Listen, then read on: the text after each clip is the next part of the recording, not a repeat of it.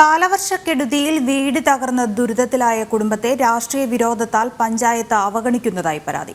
കാസർഗോഡ് സജ്ജൻ കലയിലെ സരോജിനി അമ്മയ്ക്കും കുടുംബത്തിനുമാണ് അർഹമായ ആനുകൂല്യങ്ങൾ നിഷേധിക്കുന്നത്. ഗ്രാമപഞ്ചായത്തിലെ സജ്ജൻ കലയിലെ സരോജിനി അമ്മയുടെ വീടാണ് കഴിഞ്ഞ ദിവസമുണ്ടായ ശക്തമായ മഴയിൽ തകർന്നത്. രാവിലെയുണ്ടായ അപകടത്തിൽ വീട്ടുകാർ ഭാഗ്യം കൊണ്ടാണ് രക്ഷപ്പെട്ടത്. വീട് തകർന്നിട്ടും പഞ്ചായത്ത് അധികൃതർ തിരിഞ്ഞു നോക്കിയിട്ടില്ലെന്നാണ് ഇവർ പറയുന്നത്. പഞ്ചായത്തിൽ നിന്ന് കിട്ടിയില്ല, മിന്നെ കൊടുത്തത് മാത്രം. അതിന്റെ പുറകെ എന്ത് കിട്ടി? നിങ്ങൾ കൊടുക്കുക, അർജി കൊടുത്തോണേണ്ട് എന്ത് കിട്ടുന്നു? പിന്നെ വന്നിട്ട് നോക്കുന്നു ഒന്നുമില്ല. മിന്നാന്ന് എല്ലാവരും വന്നിന് വില്ലേജിൽ നിന്ന്, പിന്നെ പഞ്ചായത്തിൽ നിന്ന് എല്ലാവരും വന്നിട്ട് ഫോട്ടോ എല്ലാം എടുത്തോണ്ട് പോയിന്. കിട്ടുന്ന അറിഞ്ഞിന്. അപ്പൊ പകുതി ഉണ്ടായില്ല. അപ്പൊ ഞമ്മ ഇവിടെ തന്നെ കൂടിയുണ്ട്.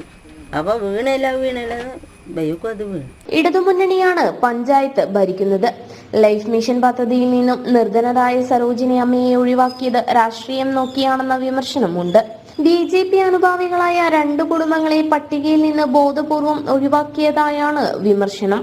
14 ഒരേ വാർഡ് BJPന്റെ ഉള്ളത്, 11 ഇത് മാത്രം. 4 വാർഡില്ല. അപ്പൊ 4 സീറ്റുള്ളൂ കുത്തി പഞ്ചായത്തിൽ. അപ്പോൾ അവർക്ക് ഇത് 11 വാർഡ് പിച്ച മെമ്പർ ഒരു പെണ്ണുങ്ങളാണ്, ജയന്തി പറഞ്ഞിട്ട്. അവർ പറയുമ്പോൾ അവരെ പോയി ചോദിക്കുമ്പോൾ ഞങ്ങൾക്ക് എന്താക്കാൻ പറ്റില്ല, ഞങ്ങൾ കുത്തി പഞ്ചായത്തിൽ ഫണ്ട് വെച്ചെങ്കിൽ ഞങ്ങൾ തരുന്നത്. അവിടെ പോയിട്ട് മെമ്പർ ചോദിക്കുമ്പോൾ മെമ്പർ പറയുന്നത് എനിക്ക് ഫണ്ട് വെച്ചതില്ല. ബാക്കി എല്ലാ വാർഡിലും പണികൾ നടക്കുന്നുണ്ട്. ഈ 11 വാർഡിൽ ഒരു പണി നടക്കുന്നില്ല. വീടാട്ടോ റോഡാട്ടോ ഒന്നുമില്ല ഇതുവരെയായിട്ട്. കഴിഞ്ഞ മഴക്കാലത്തും വീടിന് കേടുപാട് സംഭവിച്ചിരുന്നു.